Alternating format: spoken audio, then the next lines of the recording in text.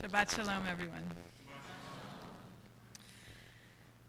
In 1892, my great-grandfather, Herman Shark, moved from Lithuania to a small town in North Dakota, where he, like many Jewish immigrants of his generation, went into the shmata business, a clothing business. And he opened a men's clothing store called Shark's. He and his wife May had 4 sons, my grandfather Sam and his 3 brothers, who each opened their own clothing store, Shark's, in a different town in North Dakota. One of their sons opened a store, but it was closed shortly after, and not much remained of Shark's men's clothing. But a few things were passed on. For example, my mom has a heavy block stamp that says Shark's that they used to stamp on top of packages. And she has the letter opener that my grandpa Sam used in his store. There's something amazing about those tangible things that are passed down from generation to generation and the memories that they raise. I decided in honor of my drush tonight I was going to wear this ring, which was my grandmother's, my grandpa Sam's wife, Lorraine. And when I look at it, I can actually see her hands reaching out to me as I would greet her. She always sat in the same chair when she would come to my house for Shabbat or a holiday, and she would say, "Darling," and she would hold out her hand with this ring. I can feel her with it on.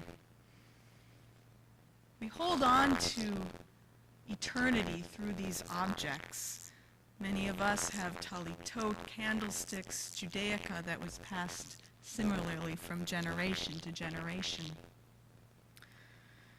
In our Torah portion this week, we read about this transition between the generations. We actually have a parasha that's bookended by 2 deaths of a brother and sister. In the beginning, we hear of the death of Miriam. And actually, there's not much in terms of details or verses. It just says that Miriam died and she was buried. And at the end of the parasha, we have the death of Aaron, the high priest, the Kohen Gadol. And there we read more details about what happened when he died. It's interesting. He's called up with Moses and Eliezer, his son, one of his 2 sons who was still living, to go up to the top of a mountain, another mountain, not Sinai this time, but Mount Hor. And there, Moses instructs Aaron to give his clothing, his priestly vestments, his uniform of being the high priest, to Eliezer, to his son. And Eliezer puts it on, and then Aaron dies. And Eliezer and Moses walk down the mountain, and the people see that Aaron has died. And they begin to mourn him for 30 days, which is where we get the tradition of Shloshim, of 30 days of mourning. So those garments, that clothing that Eliezer puts on, the heavy and ornate robes laden with gems and bells, which only were worn by Aaron in his role as high priest, were now placed on Eliezer. He was an adult technically at that time, but really that's when he took his place in that chain of eternity, to carry his father's vestments, his father's calling on his body and soul. There's one detail about this transmission of the clothing that I find to be really interesting, and I never thought about it until I looked at it closely as I was preparing this week for Shabbat.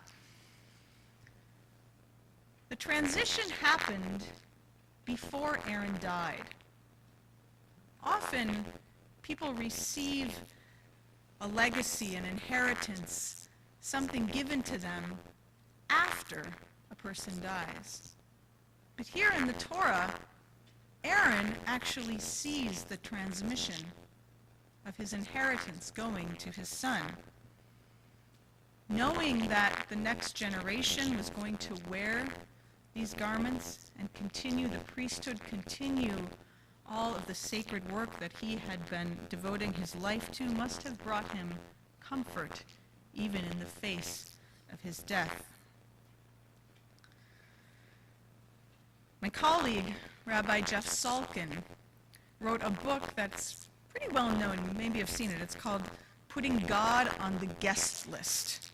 It's actually about bar and bat mitzvah, taking kind of the over-the-topness that sometimes accompanies this coming-of-age moment and saying, let's think about the sacredness of this moment in our lives.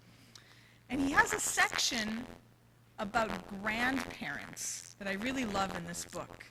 It's about, he titles it, Why Grandparents Cry at a Bar Bat Mitzvah. This is what he writes.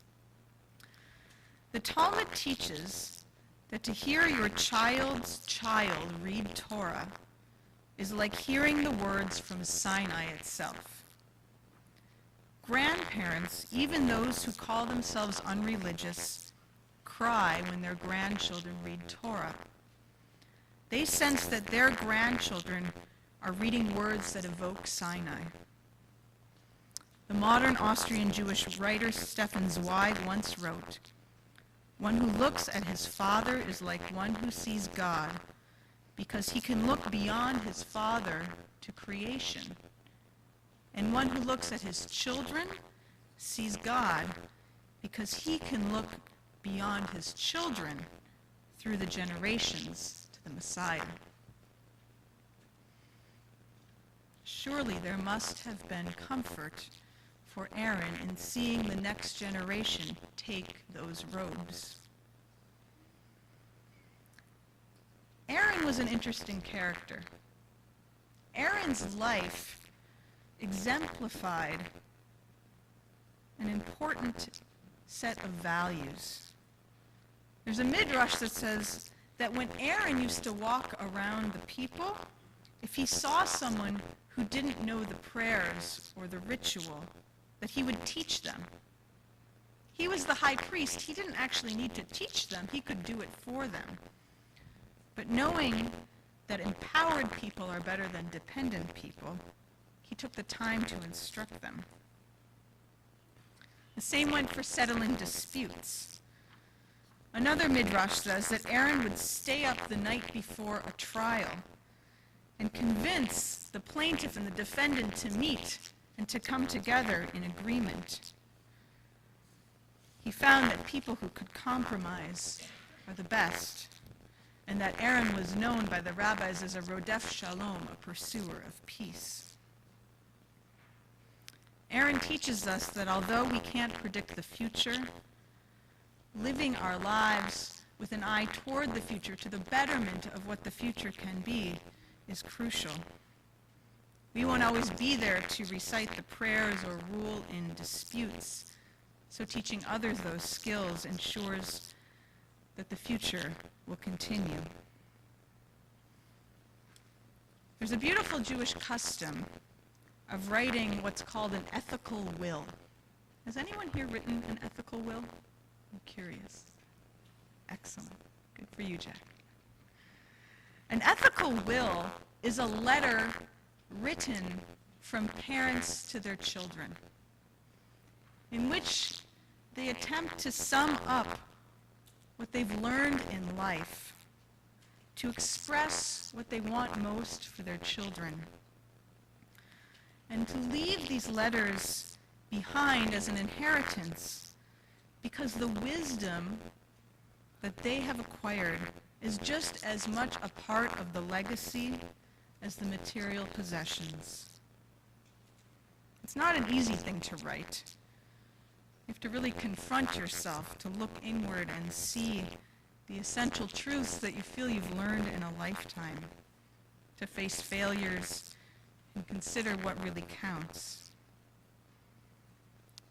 An ethical will is, of course, different than those documents that we create with our lawyers, the directives, the distributions, which are of course important, and everyone should make sure they have things in order. But the ethical will, that is the true legacy that will leave our heirs. I don't have any of the shmatas from Shark's men's clothing. The stamp and the letter opener that my mom keeps will, I hope, continue to be passed on to myself or my brother and our children. But the legacy of hard work, of maintaining a Jewish life on the prairie when it was difficult and challenging, the values of honesty in business, and the importance of family, those are the values that I inherit from my great-grandparents and my grandparents and my parents that have been bequeathed to me. And I pray that my children, and God willing theirs after, will continue to pass along that very precious chain of tradition. Shabbat Shalom.